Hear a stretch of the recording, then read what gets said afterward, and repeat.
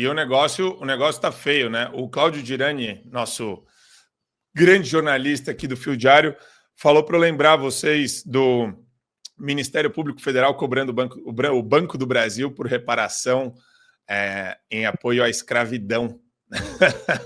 E é 1 bilhão, né? 1 bilhão, se eu não estou enganado.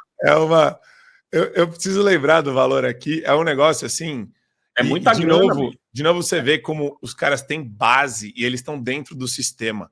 Eles estão dentro do Ministério Público Federal, eles estão dentro do Ministério Público do Trabalho, eles estão com as ONGs que ficam fazendo lobby junto a essas entidades.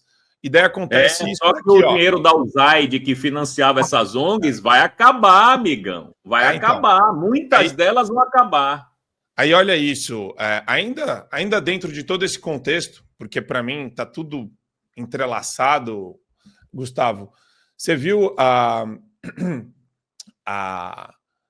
esse caso do STJ, ele tem uma conexão direta com a Carminha julgando de novo aqui a invalidação de uma lei de Uberlândia que proibia a linguagem neutra nas escolas pelo Supremo Tribunal Federal, falando que linguagem neutra e dialeto não binário na grade curricular e no material didático de escolas públicas e privadas da cidade não é competência do município, é competência da União.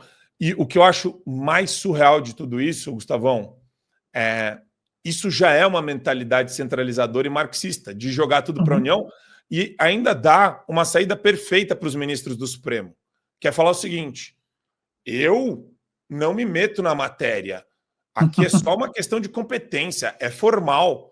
Logo, não vou examinar o mérito. Só que ela já prejudica o mérito da questão aqui no dia a dia de todos os paulistanos e de todos os cidadãos de Uberlândia, fazendo o que ela fez. Exatamente, Marco, e eu concordo com vocês, isso abre uma prerrogativa, abre um precedente gravíssimo, né? Porque os tribunais superiores, seja o STJ quanto o STF, eles estão definindo, né? Eles estão interferindo diretamente, extrapolando completamente as suas funções e definindo como deve ser a sociedade, como a sociedade deve se comportar, ou seja, eles são os editores da sociedade, sem ter a menor prerrogativa legal para assim agir. Então a gente tem visto, tanto no caso lá do STJ, que eu acho grave, pelo fato de, concordo contigo, racismo é racismo, e a gente não pode fazer essas concessões linguísticas, porque a partir do momento que a gente aceita o termo racismo reverso, a gente já perdeu de cara, porque a gente está aceitando, então, que é uma reversão do racismo. Não, racismo é racismo, ponto final. Aliás, a escravidão negra não foi ela a primeira na história da humanidade, muito pelo contrário, ela foi das últimas. E se a gente falar ali, ele fala, não, um povo tem que ter sofrido uma opressão histórica, e só os negros sofreram. Bom, a gente teve poucos anos atrás, né, no século XX, um povo branco, judeu, sofrendo essa opressão. Então não conta também, claro que hoje a esquerda é completamente nazista, né, eles são completamente pró-Hamas, pró-terrorismo, enfim, o extermínio de judeus, eles defendem isso, então, obviamente, eles devem bater palmas para o Hitler, né? Então, eles consideram o contexto histórico, de novo, aquele recorte, né? Usando o termo que o cara usou lá no início. Eles fazem um recorte para conseguir impor a sua vontade sobre como deve se comportar a sociedade. A Carmen Lúcia é a mesma coisa. Ela está dizendo, olha, não cabe ao município, cabe a quem, então?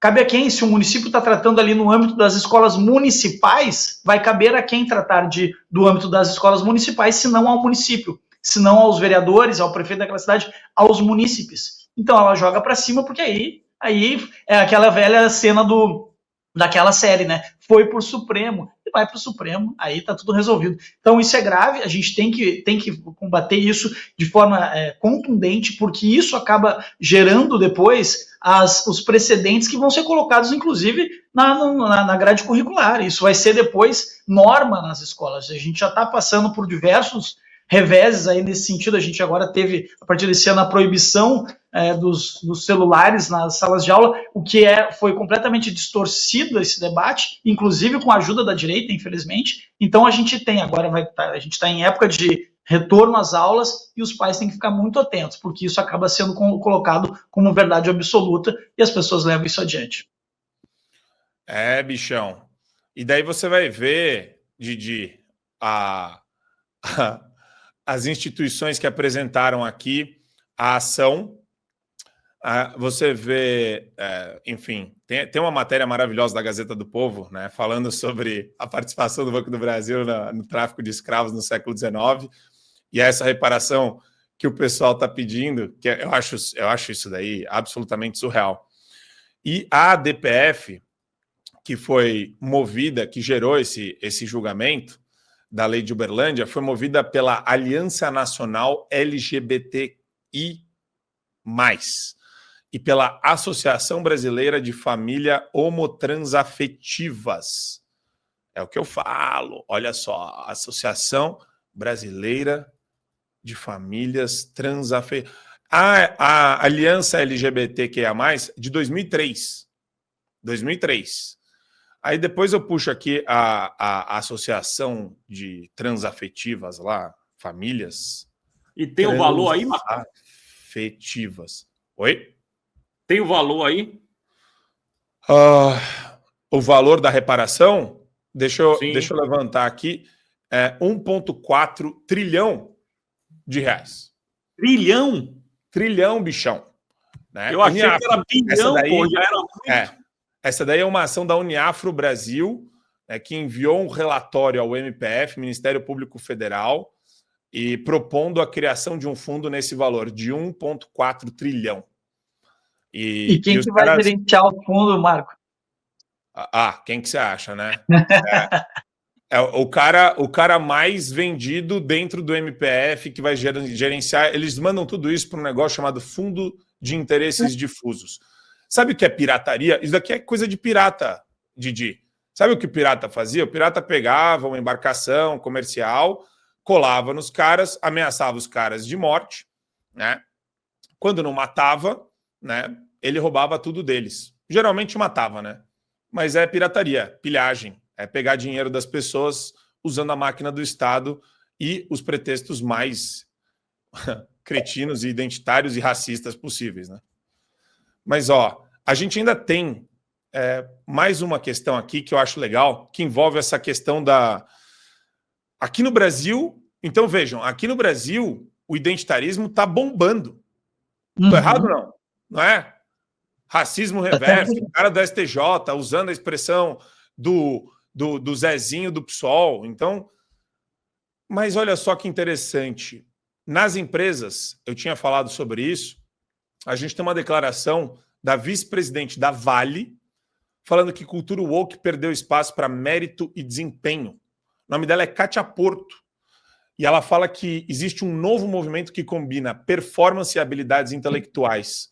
Ela diz que ao invés de DEI, que é diversidade, equidade e inclusão, existe um novo movimento hoje. Segundo ela, a cultura woke está perdendo espaço, ao contrário do DEI, que foca na diversidade como elemento-chave. Tem um movimento novo chamado MEI, Mérito, Excelência e Inteligência, que enfatiza uma combinação de mérito e altos padrões de desempenho juntamente com habilidades intelectuais. Segundo ela, escreveu nos stories do Instagram. E isso foi publicado e confirmado pela Folha. Em nota, a Vale já pisa mais do freio, né? Falando, não teve mudança nas políticas e diretrizes para a agenda de diversidade e inclusão. Por enquanto. Mas eu acho interessante esse movimento, Didi. Como que você enxerga? É inevitável, né, amigão? Esse bonde vai parar aqui na Estação do Brasil uma hora ou outra. O mundo inteiro já percebeu que não tem o menor sentido você contratar pessoas incompetentes apenas para agradar nichos de mercado ideológico. Essas pessoas contratadas não geram lucro para suas companhias. No início, as companhias aderiram a isso por causa da imensa pressão do lobby que eu chamo LGTV, e com medo de criar confusão com essa galera, eles aceitaram ter esses, como é que eu posso dizer, esses elementos das minorias em suas empresas. E isso aí durou 10 anos, 15 anos, 20 anos, mas uma hora a casa iria cair. É óbvio que você não contrata ninguém para algum departamento da sua empresa se ele não tiver competência. Não existe. Essa senhora da Vale está corretíssima. E claro que a Vale, como você disse, pisou no freio aí, porque nesse momento essa onda ainda não chegou no Brasil, mas vai chegar. O wokeismo acabou, o identitarismo acabou. Essas minorias barulhentas que silenciavam maiorias silenciosas, essa época já foi. Isso não cola mais. Ninguém mais acredita nisso aí, cara. As grandes empresas do mundo já deram um passo atrás, já acabaram com esses setores de DEI, de identitarismo, essa coisa toda. E o curioso é que ela fala aí, essa senhora aí da Vale do Rio Doce, ela fala de... agora, esse identitarismo foi substituído por performance e habilidades intelectuais. Bom, no meu tempo, performance e habilidade intelectual se resumia à meritocracia. É disso que se trata.